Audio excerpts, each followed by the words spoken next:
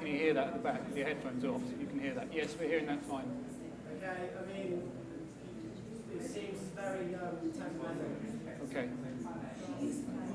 All right, we're seeing and hearing it fine. We're definitely hearing it fine, as Stuart's saying. Thank you.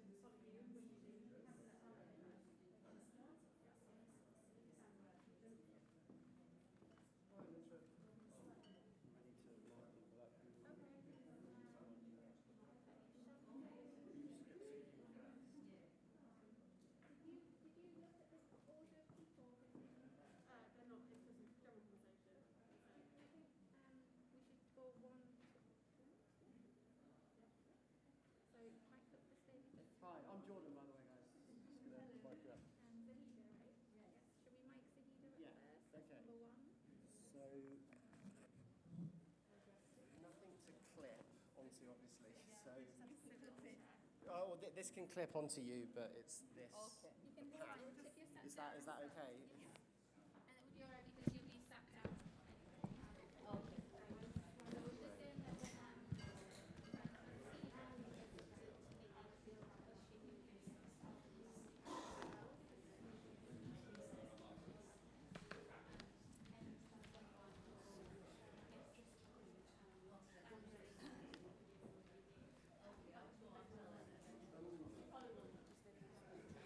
These lights are probably getting very hot. How is the temperature now for you guys? I know I'm running up and down, so I'm just hot for fun. But she's just okay. Sorry, is this lady coming back? Yeah. Hello. Let's give you one more look. Hi. Okay. really helpful jacket on. Amazing. Yeah. So you get this the right way around. I'm in machine.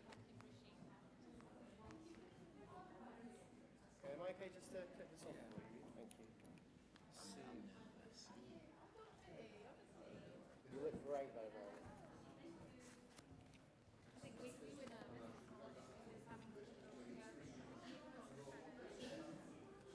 great fit.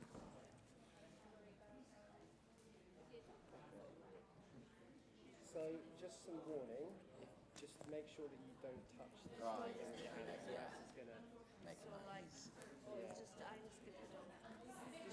just want to say hello. Hello. Hello. Hello. Hello. Hello. Yeah.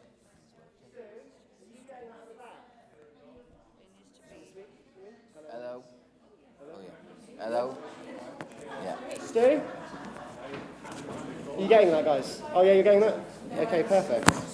So if we just, I'm going to just bring this underneath you for you. Of course you We can put it in his pocket or we can just clip it to him. can. Don't mind, whichever. What's going to be easier for you then? Yeah. Which one do you want to pin that with? Yeah, then it's out. Yeah, then it's out of the way. Yeah.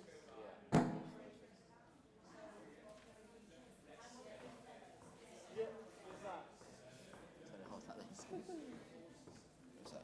There you go. I'll give you a little bit Yeah. of slack. There you go, sir. Thank you. Beautiful. So just don't sit on it. No, I want to cast one. Yeah. One needs to be far. You can tuck that Yeah, a little bit bit back. there, go. Looking See you. professional, dude. Okay, that should be fine. Yeah, that's always that. It's Occupational all hazard about the is time. It is actually. Yeah, it's keeping your tie in check. I thought it would be a private little panel. I Thank thought it you would be very much. You're good to go. Thank you.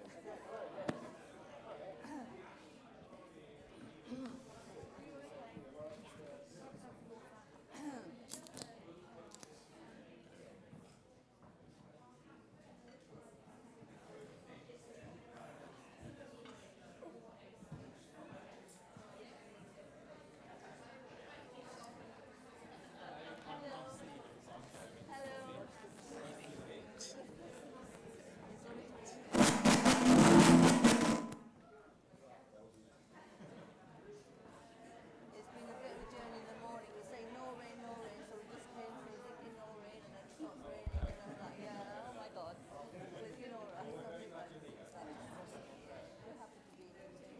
Thank you very much. But I didn't know we'd be on stage, and I didn't know that must have been daunting. I thought it was going to be an informal panel in a private room. I didn't know that the audience.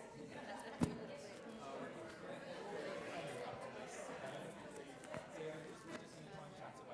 Hello, hello, hello, hello. Yeah, you know, is it just banging?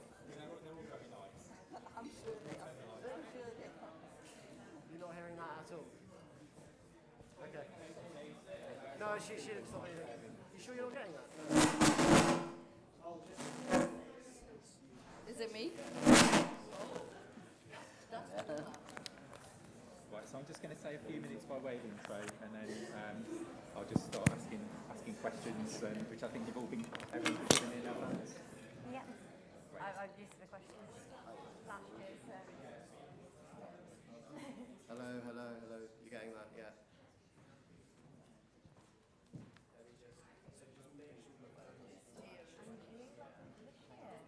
I watched your video. Down that side. Different way of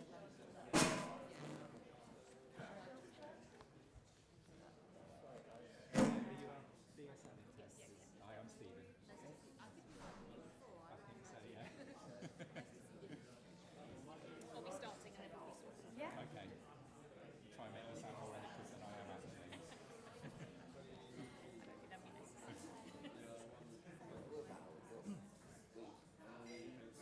Should be 2 hours, but we'll delay for an hour. 3 hours.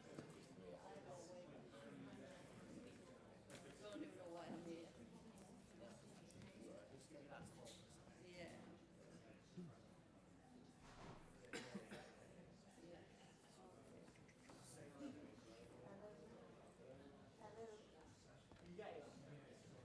Hello. Do I hold this? Right, good morning everybody. I'm going to make a start. You can see some live action microphoning going on as we speak, but I'm going to make a start so we can kind of six time. And it's fantastic to welcome everybody here this morning to celebrate the Learning and Work Institute's centenary.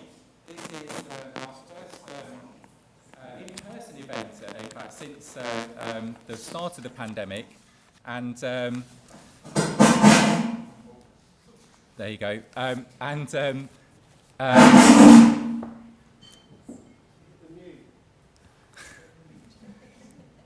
That wasn't part of the speech. I'm just checking you're all awake.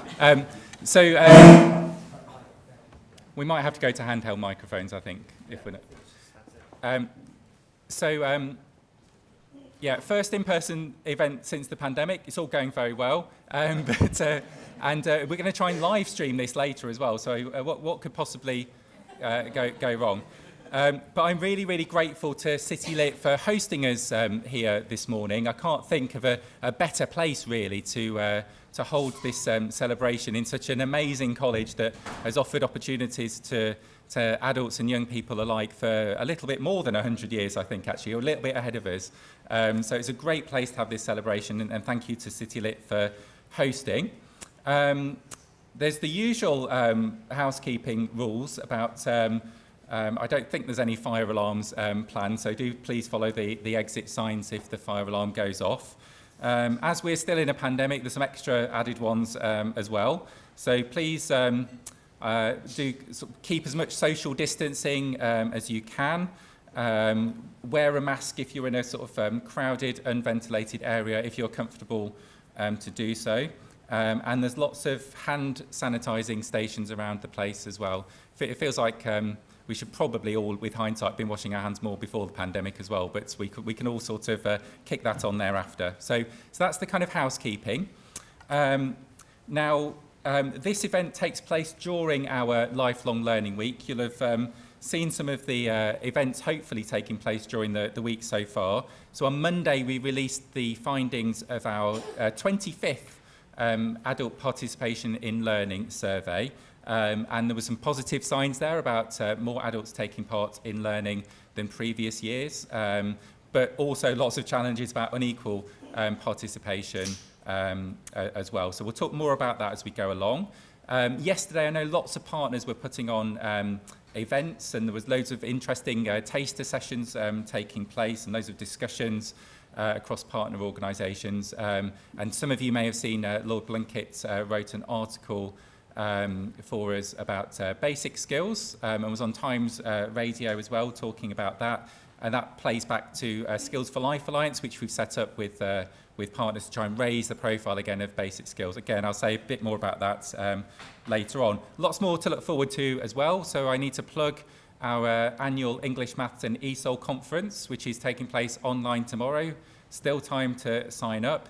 And I know City Lit are hosting a conversation with Ed Balls as well, one of their fellows, and I've already put my name down for a signed cookbook.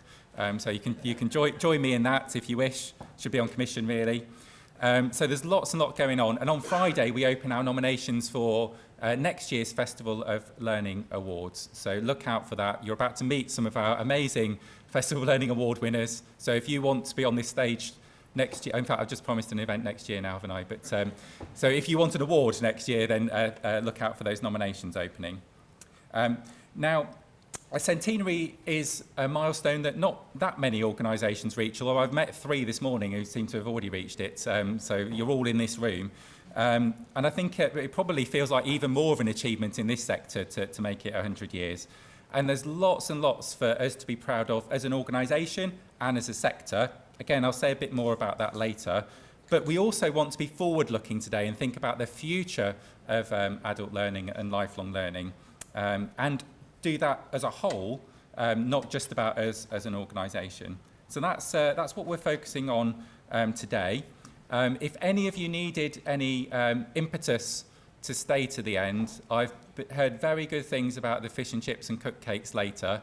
I'm sure you don't need bribing, but I can bribe you with those. So please do stay for as long as you can.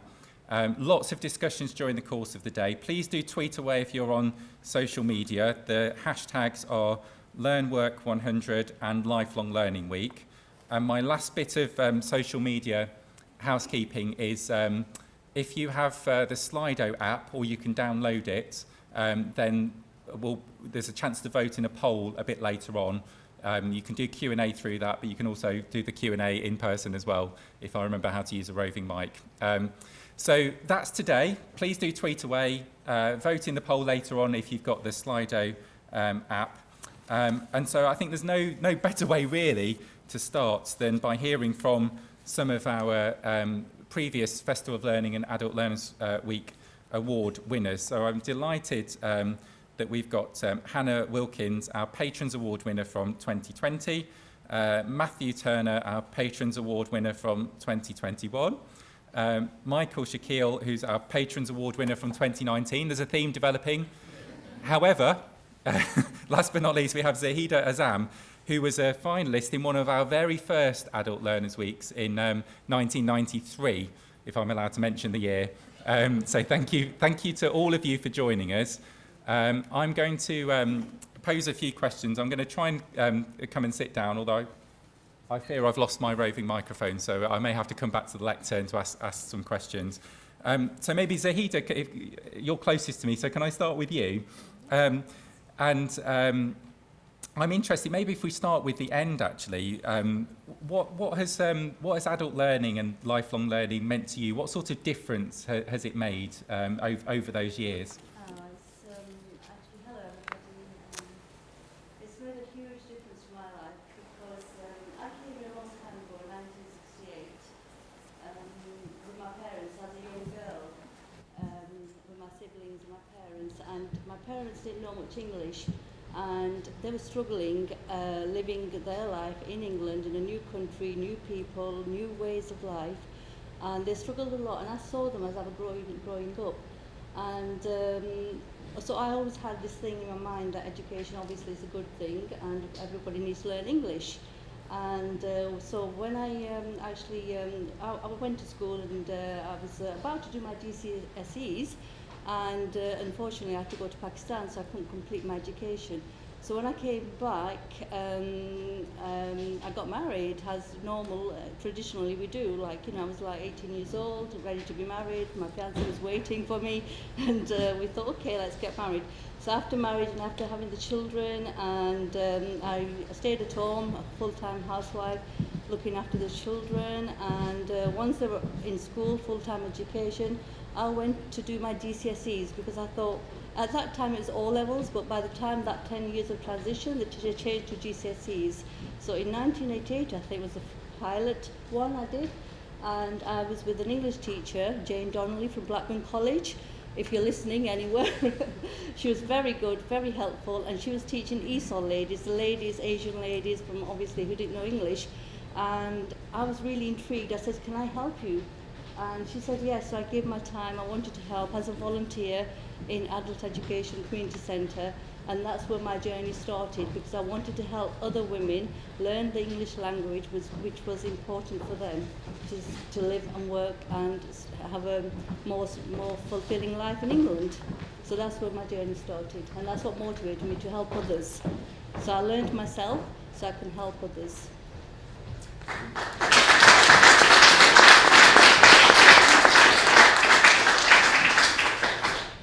I hope some of you were spotting the British Sign Language way of applauding there. There may be some chance to learn some extra sign language earlier. Some of you have got an advantage already knowing it, so kind of keep an eye out there. But thank you for sharing that. I mean, it's an amazing set of achievements, and it's great to have you here today.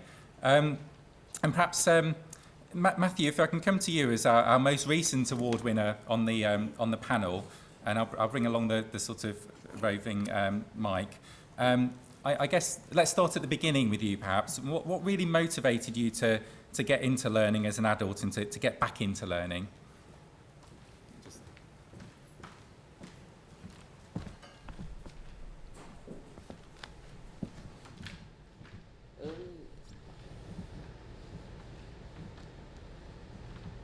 As I was getting older, I thought I wanted to do something with my life, because when I was at home not doing anything, my health went like downhill.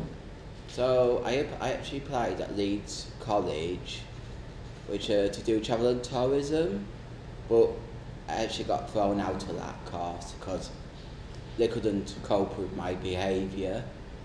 So I went to Bradford College afterwards, and I was there for 4 years, and they looked after me really, really well. And that's it really, sorry. That's great, thank you. Okay.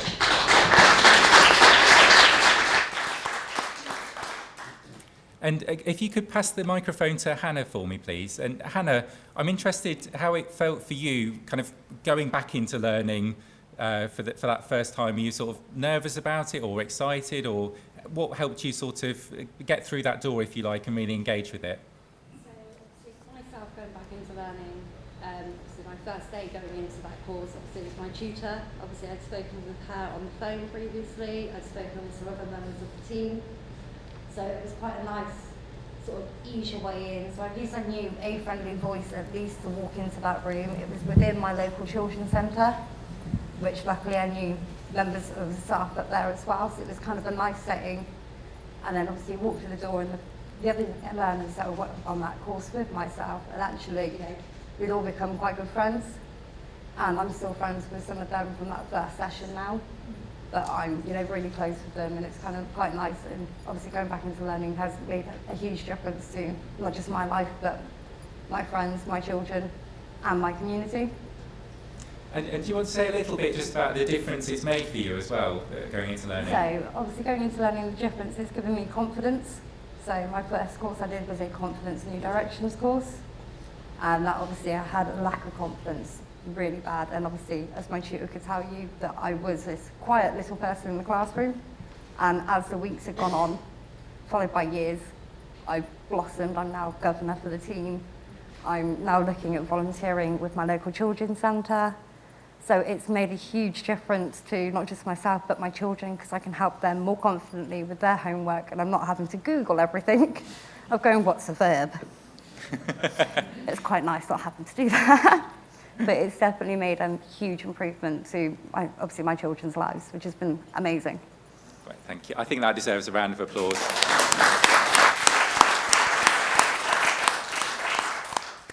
And if we could just pass the microphone down for me, please. Thank you. So do you want to maybe just tell us a little bit about what's inspired you to want to go back into learning and the difference it's made for you as well? My background is actually from like a care background, so I was quite disruptive when it was coming into primary school especially, but I was also very good at maths. But then it came to my adult years, I ended up having a child. Well, my partner had a child, I was there. But I basically took a trip to my real dad in London, and he told me at his age, he was like 45, I think, and he was at Birkbeck University, and I didn't actually know you could go to university being older. So I ended up going to Kingston University. They actually had like a plan where you go for like a few days first to get used to their kind of university and see what you want to do really, and their support was amazing. And from that I ended up doing my degree in computer graphic technology, and then I've done my master's, which I passed this year at Goldsmiths in computer game art and design. So for me, realistically, I mean, I wouldn't be able to do this like 5-6 years ago, speaking to you guys without stuttering or having a few sips of water or trying to get out the door. But now my confidence has got a lot better. I can speak to people about my business. I can actually get clients and just help people as well. I currently do, I make resin tables and I'm an artist. But from that, I help my community try and help generate the skills that they need to try and get out of their poverty or their situation, and try and get them to be a bit more creative and give back to their community as well.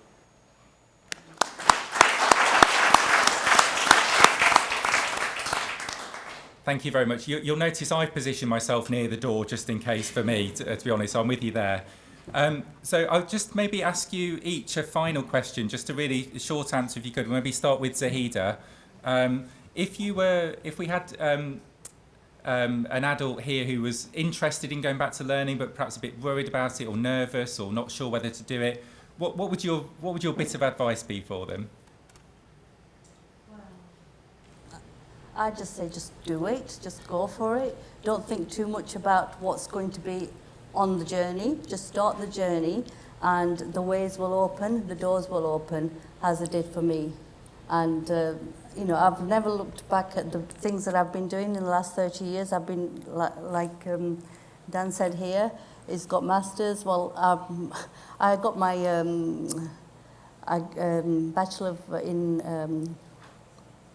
I got my degree in English, which was amazing after the journey when I started GCSE, and I ended up being a teacher in adult education, teaching others, and that's my job actually, to encourage others in adult learning, to tell them and encourage other women in our communities that they can do this as well. So that's part of my passion really, to encourage other people to do what I did, and an opportunity that we had in England especially. There's so many opportunities, and I would say please don't think about it, just go for it.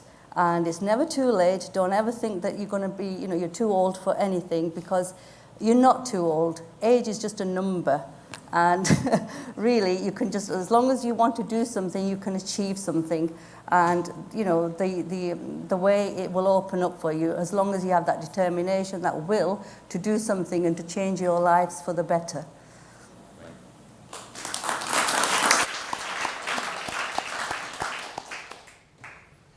And same question, we'll go along the line if we can, please.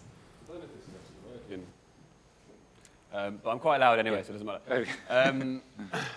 I mean, I think for me, if I had just done the research properly, then I might have actually opened a bit more doors quicker than what I did.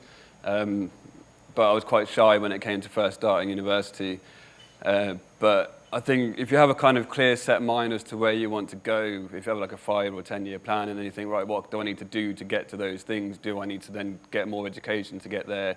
And then you seek out the right education, do some research obviously, and then hopefully fit into what fits your future. Great, thank you.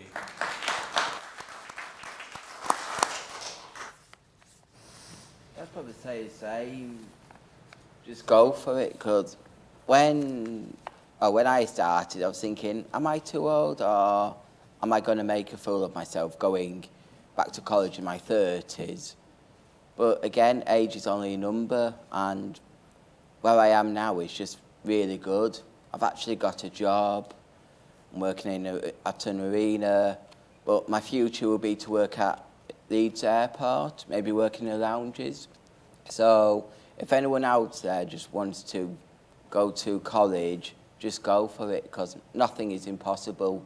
It's only impossible if you think, oh, I can't do it, and just want to run away.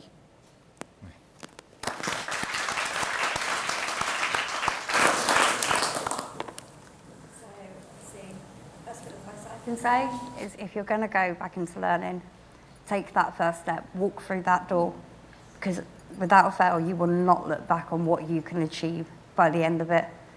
I started off with a short-term plan of what I'd like to do. So in a year's time, I'd like to be here. In 5 years, I'd like to be there. In 10 years, I'd like to be here. So work yourself around, go, this is what I want to achieve, I'm going to do it. Because it's only yourself stopping you from going, regardless to what your history is with school. Go back into learning. You can find little community learning centres that can support you, or go back into college to then progress onto university. But either way, give it a go.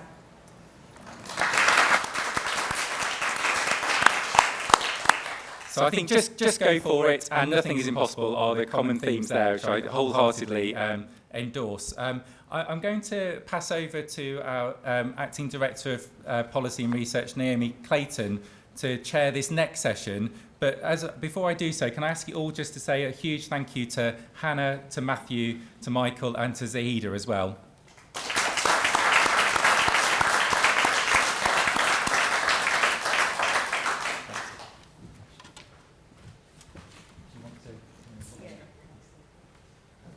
Brilliant. Thank you very much, Stephen, and thank you to our past Festival of Learning winners. Really inspirational to hear from you. I'm going to pass over shortly to Mark Hopkinson, who is head of the Centre for Deaf here at City Lit, who's going to be teaching us some sign language this morning.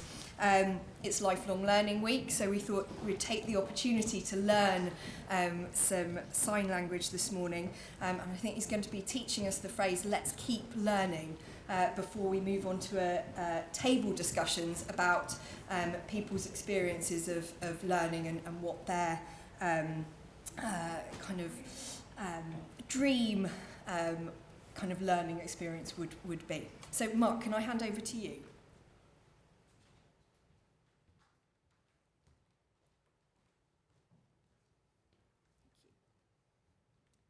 Everybody. So the English phrase, let's keep learning. And in BSL, we would sign it like this.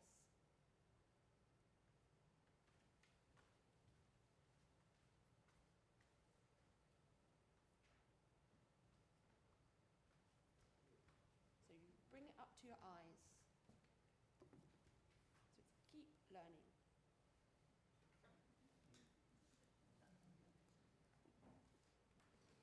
Fantastic.